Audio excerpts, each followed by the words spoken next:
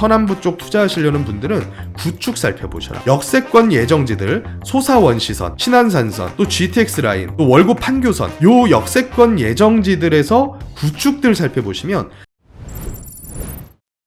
지난주에 경기도 동남권역에서 살만한 아파트들, 가성비 넘치는 데들 추천을 좀 해드렸었죠.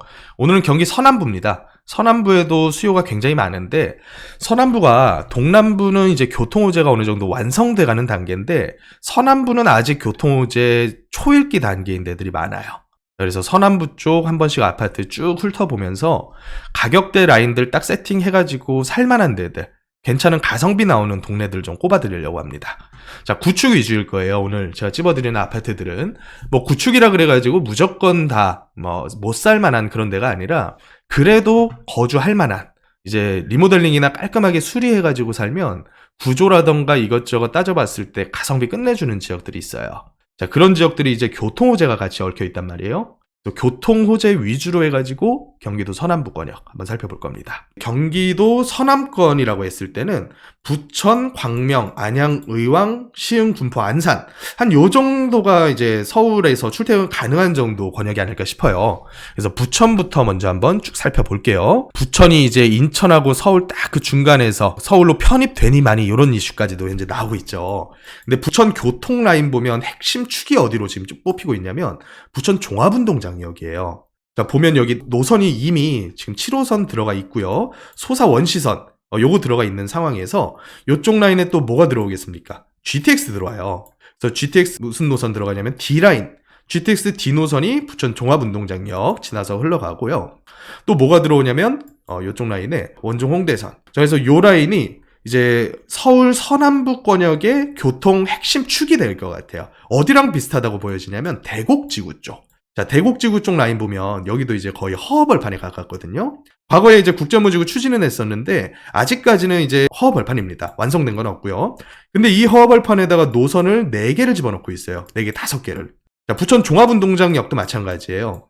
여기가 이제 서울 서남부권역의 교통 허브가 될 것 같아요. 그래서 이 교통 허브 중심으로 해서 살만한 아파트들 한번 쭉 꼽아보면 가격이 무지하게 셉니다. 이 여월 쪽, 부천시 여월동 일대 보면 휴먼시아 아파트 단지들이 쭉 있어요. 근데 여기 있는 84 라인들이 금액대들이 8억대입니다. 8억대. 그래서 요 가격대면 사실 조금 세지 않는가라는 생각이 좀 개인적으로 들어요. 자, 그래서 지금 같은 상황에서는 저는 서남부권역에서 가성비다 라고 했을 때는 84 기준으로 했을 때는 한 6억대 라인 정도. 84 기준 6억대 정도면요, 서울 출퇴근 가능한 살만한 지역 중에서 굉장한 가성비 아닌가요? 동남권역은 조금 더 세긴 했어요. 동남권역은 이제 84 기준이 아니라 59 기준에서 한 6억대 정도였는데, 서남부권역 같은 경우는 84 기준 6억대 정도는 돼야 그래도 좀 가성비 있지 않나 이런 생각이 좀 드는데, 여월동 쪽은 이미 이 종합운동장역에 대한 효과로 인해서 한 8억대 정도 라인에서 안 떨어지고 있다, 금액대들이. 자, 그래서 이 여월동을 좀 넘어가지고 좀 외곽 쪽으로 가야 좀 가성비 넘치는 지역들이 나와요. 이제 부천 쪽이랑 인천 요쪽 같이 섞여 있는 쪽 라인이 중동 신도시인데, 요 중동 상동 요쪽 7호선 쪽 라인이 그래도 살만한 아파트들이 한 6억대 정도 나오거든요. 84, 59 정도가 한 5억 초반대나 4억 후반대 정도 이제 나오고 있고요. 자, 요쪽 라인들이 조금 안 좋은 이유가 뭐냐면요, 지어졌었던 그 시기 한 90년대 중반 정도까지는 주차 대수가 굉장히 적었어요. 그래서 이거 주차 대수 잘 보고서 아파트 찝으셔야 됩니다. 그래서 주차 대수 괜찮은 단지들 잘만 찾으면요, 이런 단지들이 있어요. 꿈동화 단지인데, 이런 단지가 제가 보니까 주차 대수가 세대당 한 1.3대까지 나오더라고요. 그래서 한 1.3대 정도면 요새 짓는 신축보다도 더 많은 거예요. 거기다가 역세권 단지고 하다 보니까 이런 단지들 가성비 굉장히 넘치다고 저는 보거든요. 근데 5구짜리들은 아마도 이 구조 자체가 약간 올드할 거예요. 그래서 가족이 한 3명까지는 괜찮으실 텐데 가족 구성원이 한 4분 이상 간다. 그러면 구축에서는 그래도 한 84 정도는 봐야 되지 않겠나. 근데 84 같은 경우는 여기가 한 5억 후반대도 지금 나오고 있기 때문에 이 정도면 역세권 단지 중에서 상당히 살만한 아파트다라고 보여져요. 그래서 여월동 쪽에 있는 8억대 아파트보다는 제가 봤을 때는 조금 더 구축이지만 그래도 역세권인 한 6억 정도 선에서 중동 쪽 라인, 여기도 어차피 노후계획도시특별법에 그 라인엔 들어가거든요. 근데 다만 이제 노후계획도시특별법이 발의돼서 국회 소위 통과는 했는데 이걸 근거로 한 행정적인 가이드라인이 내년 한 하반기에서 말 정도, 그 정도는 돼야 발표가 될 것 같거든요. 자, 근데 그 가이드라인에 뭐가 나오게 되냐면 허용되는 용적률과 인센티브 요거 명시될 거고요. 또 그 인센티브를 받기 위해서 기여해야 되는 공공기업은 나올 거예요. 그래서 이거 감안해가지고 주변 지역들 완성품 아파트 가격대 보면 중동은 현실적으로 종상향 없이는 재건축이 그렇게까지 사업성이 좋을 것 같지는 않다. 여기는 이제 200% 초반대가 평균 용적률이기 때문에 현재 7호선 라인의 역세권 앞으로 그냥 오랫동안 계속 이어진다라고 신축 안 되고 계속해서 흘러간다라고 가정하더라도 입지적으로 훌륭한 데들 이 역세권 7호선 역세권 라인들 잘 살펴보시면 좋을 것 같고 지금까지는 7호선이 저기 없잖아요. 급행이 없잖아요. 근데 이제 청라까지 완성이 되면서 이제 급행 얘기가 나올 거고 또 이제 GTX D 라인이 요쪽 라인으로 들어오게 되면 여의도 용산까지 주파를 할 수가 있어요. 그래서 입지적인 물리적인 거리는 그대로여도 입지적인 거리가 단축이 되면서 효과가 굉장히 클 거다. 그래서 부천 쪽은 동네가 좀 좁기 때문에 이쪽 정도 보시면 될 것 같고요. 자, 광명 살펴보면 좋을 것 같아요. 광명이 코로나 이후에 진짜 핫했어요. 광명이 워낙에 개발 사업도 많고 입지도 원체 훌륭하다 보니까 광명 쪽에서 신혼 출발하시려는 분들 굉장히 많았었거든요. 근데 광명을 보통 찾아보실 때 철산 쪽을 거의 대부분 보셨죠? 그래서 철산 쪽에서 가장 비싼 라인이 요 아래쪽 라인, 푸르즈와늘체라던가 레미안자이, 요 아래쪽에 신축한 아파트들, 재건축 완료돼서 신축으로 들어간 아파트들 라인들이 금액대가 굉장히 셌었는데 이제 광명 사거리역 쪽 요쪽 라인들이 전부 다 뉴타운으로 하나씩 분양이 됐단 말이에요. 이제 입주가 들어가게 되면 요쪽 라인도 금액대가 굉장히 핫해질 겁니다. 근데 저는 이렇게 신축으로 들어가는 데를 별로 안 좋아해요. 너무 세요. 지역성에 비해서 가격이. 그래서 차라리 만약에 조금 더 비싼 돈 주고서라도 저 좋은 입지를 선택하시겠다. 그러면 철산 쪽에 이미 지어진 라인들, 여기에 연차가 그렇게 오래되지 않았거든요. 한 15년 정도 왔다 갔다 하는데 2007년도 이후에 지어진 아파트들, 그러니까 이제 5개점 1도지구 재건축해서 완료된 정도 연차가 한 2006에서 2008년도 사이에 다 지어졌어요. 그때 연식부터가 이제 우리가 선호하는 모든 뭐 커뮤니티 센터라던가 아니면 4베이, 3베이, 4베이에 가까운 설계 구조라던가 이런 게 확충된 시기여서 요 정도 시기에 지어진 아파트들은 사실 지금 들어가서라도 전혀 무리 없을 거예요. 그래서 이런 지역들을 찾아보시는데 여기보다 더 가성비 좋은 데 찾고 싶다. 그러면 조금 더 외곽으로 가셔서 철산 도덕파크타운 요쪽 라인 가성비 끝내줍니다. 자, 여기가 이제 복도식 계단식이 좀 혼재가 돼 있기는 해요. 보시면 복도식도 일부는 이런 식으로 있거든요. 근데 여기도 입지적으로 봤을 때는 굉장히 훌륭해요. 여기도 이제 가성비 좋게 거주주택 찾으시려는 분들 5구짜리 기준해가지고 5억 후반대 현재 나오고 있어요. 근데 여태까지 흘러온 금액선으로 봤을 때 여기가 7억대 중반까지 찍었었던 지역이거든요. 7억 6,500까지도 거래가 됐었네요. 근데 5억 후반대면 상당히 많이 조정이 되긴 했어요. 물론 이제 지금 상태에서는 조금 반등을 했다라고도 보여지는데 이거 만약에 내년 연착륙식이 돼가지고 혹여라도 전세 낀 매물 나오게 되면 이거 가격 많이 싸게 나올 거예요. 만약에 이런 물건 5억 초중반대 잡으면 가성비 끝내주죠. 아무리 5구라고 하더라도요. 그래서 이쪽 라인들. 또 여기서 조금 더 내려가면 뭐 있냐면 하안주공 아파트들 있거든요. 자, 하안주공 아파트가 지금 어떤 상황이냐면 여기 지구단위 수정안 발표됐어요. 하안주공도 노후계획도시 특별법 대상으로 들어갑니다. 자, 그렇다 보니까 광명시에서 아예 하안주공은 이런 식으로 기본계획 수립 단계까지 넘어갔어요. 여기가 이제 지구단위 계획 수정안 한번 살펴보면 상한돼서 허용되는 용적률이 한 320%까지 허용받는 걸로 나오고요. 기부 체납 비율이 16.8%인가 지금 명시가 돼 있어요. 그러니까 아마도 분당이라던가 1기 신도시 재건축할 때도 이 하안주공하고 비슷한 정도 기부 체납은 요구를 받을 것 같긴 한데 이제 용적률 320% 너무 낮다고 주민분들은 이제 더 올려달라 이렇게 얘기는 하고 계세요. 근데 세상에 공짜가 어디 있습니까? 하안주공 용적률 한 350 올려주면 기부채납 20% 넘어갈 거예요. 그러니까 그 라인에서 분담금 좀 내면서 재건축하는 시나리오를 그려봐야겠는데 하안동 재건축 제가 사업성 분석해놓은 거 제 부동산 해결사 솔로몬 채널에 올려놨거든요. 그래서 그거 한번 살펴보시면 이쪽 라인 대부분 파악 가능하실 거고 자 하안주공 아파트들 단점이 뭐냐면 하안주공은요 3룸짜리가 잘 없어요. 3룸짜리가 없기 때문에 3룸이 이런 식으로 있으면 비싸요. 보시면 7구짜리라고 하더라도 이 7구가 우리가 생각하는 7구 사이즈가 아니거든요. 요새로 따지면 한 5구 정도? 그 정도 사이즈로 봐야 될 거예요. 구조 자체가요. 그래서 5구인데 거주하기에는 5구 사이즈인데 금액대가 7억 가까이 가죠. 이게 하안동이 재건축 이슈가 있어가지고 금액대가 그렇게 많이 조정이 안 됐어요. 그래서 하안동 쪽 하안 주공 아파트들은 지금 당장 매입하기엔 너무 세다, 금액대가. 자, 5구짜리들 지금 여기 구조가 좀 많이 그렇게 좋진 않아요, 보시면. 자, 근데도 불구하고 6억대 이렇게 올라가 있다 보니까 하안동은 재건축 이슈 때문에 금액이 그렇게 매력 있진 않다. 그래서 차라리 하안 주공 쪽 같은 데 보시려면 여기 안양천 건너서 금천구 쪽 넘어오잖아요. 금천구 쪽이 어떤 성지냐면 모아타운 성지예요. 옛날에 시흥뉴타운 있었던 자리 있죠? 모아타운 2차, 3차, 여기가 후보지 모아타운 지금 지정된 데만 5군데가 됩니다. 근데 이 금천구 쪽 모아타운 좋은 점이 뭐냐면 금천구 쪽 모아타운 구에서 아예 적극적으로 밀어주고 있는 상황이에요.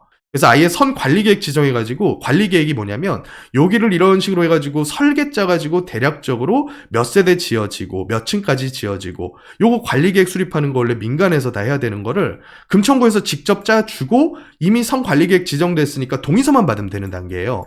근데 동의서를 대부분 특히 여기 있는 1동구역 있죠. 모아타운 1동구역. 여기가 이제 신안산선 역사 생기는 라인이 여기인데 걸어서 한 300~400m밖에 안 돼요. 근데 여기 있는 구역계들이 평균 지금 동의율이 80%가 넘어가고 있어요. 자, 80% 넘어가면 이거 조합 설립인가 받을 수 있거든요. 자, 그래서 요런 데들이 오히려 하안주공 재건축보다 훨씬 더 지어놨을 때 가격도 그렇고요. 가성비 넘치게 투자할 수 있는 지역들이다. 그래서 여기 1동구역 같은 경우는 투자 금액대가 이제 한 1억대, 1억 초반 정도, 혹은 뭐 1억 언더 정도, 그 정도니까 사실은 저는 솔직한 얘기로 하안주공에다가 재건축 투자하실 거면 어차피 여기 5구짜리나 거주할 만한 3룸짜리들은 비싸가지고 가성비가 잘 안 나와요. 가성비 있게 투자하려면 10평형대 찾아야 되니까 하안주공 10평형대 하실 거면 차라리 금천구 모아타운에다가 투자하셔라. 그게 훨씬 더 가성비 좋을 거다.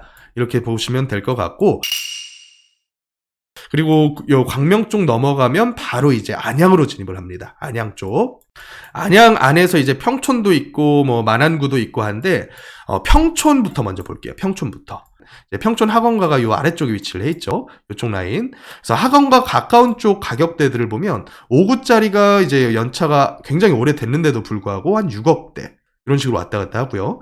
여기서 이제 자녀 키우는 게 목적이기 때문에 8사짜리 많이 보실 거예요.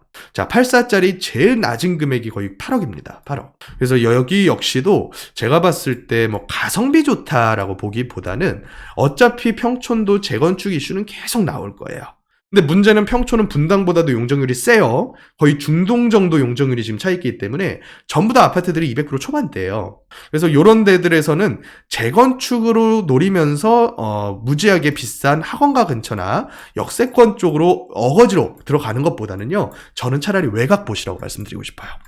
그래서 최근에 이 비산동 쪽, 안양 구도심 쪽, 요쪽 라인들이 재건축 재개발이 무지하게 많이 됐단 말이에요.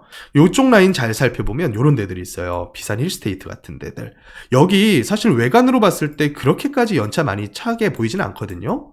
살만해요. 보시면 바로 안양천변에 껴있어가지고 주변 자연환경이라던가 뭐 이런 부분들로 상당히 좋고요. 그런데 여기가 가성비가 꽤 좋아요. 보시면 지금 나오는 매물들이 5구짜리가 한 5억 중반대 정도. 저층이라던가 금매 같은 경우 새 끼고 있는 건 아마 5억대, 5억 초반대 이렇게 나오네요.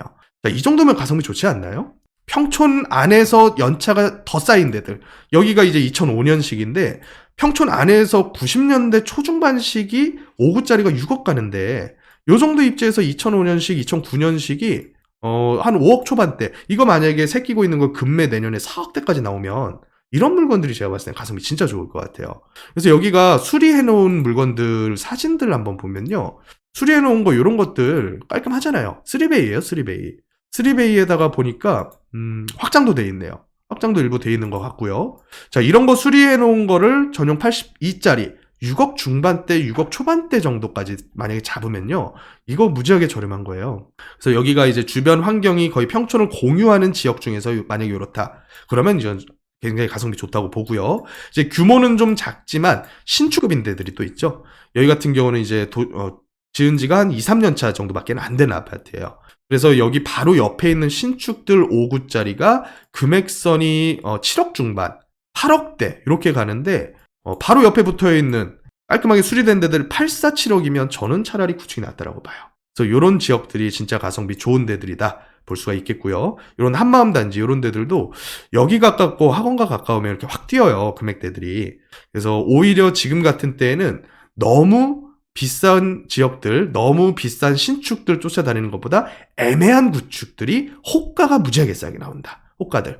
그리고 또 어디 쪽 라인들이 지금 앞으로 교통 호재가 있냐면, 자, 안양 쪽 넘어오면, 안양 쪽이 요게 들어오죠? 월곡 판교선. 그래서 지나가는 노선이 인덕원 거쳐가지고, 안양 운동장역 지나서 안양역, 만안역, 이런 식으로 해가지고 넘어간단 말이에요, 광명 쪽으로. 근데 요쪽 라인에, 요 위에 쪽, 여기가 재개발 재건축으로 지금 상당히 단계가 많이 나갔어요. 그래서 요런 지역들의 입주장, 그리고 또 지능아파트 재건축하는 여기도 굉장한 대단지거든요. 그래서 내년에 안양 쪽이 신축 입주가 굉장히 많아요. 이거 신축 입주 들어가는 때 잘 노리셔가지고 주변 지역들 구축들 전세 잘 안 맞춰져가지고 어쩔 수 없이 싸게 나오는 매물들이 있을 거예요, 내년에. 그래서 제가 구축들을 보여드리는 거거든요. 대단지들 입주장이 내년에 안양 지역, 내손동 쪽도 그래요. 내손 다구역, 라구역, 내후년이네요, 여기는. 내후년 또 26년 계속 줄줄이 입주장이 안양 전체에 있기 때문에 요 입주장 잘 맞춰가지고 바로 주변 지역들 구축들 잘 살펴보면요, 상당히 저렴하게 들어갈 수 있는 지역들이 많다, 안양 쪽에. 그래서 요쪽 라인들 잘 살펴보시면 좋을 것 같아요. 안양 천변 라인으로 해서. 자, 광명, 안양, 의왕 받고, 시흥 쪽 받고, 군포, 안산 대충 한 번씩 다 훑어봤어요. 그래서 좀 정리를 좀 해보자면, 일단은 서울 서남부, 경기 서남부죠. 경기 서남부 지역들 구축들 한번 쭉 훑어봤거든요.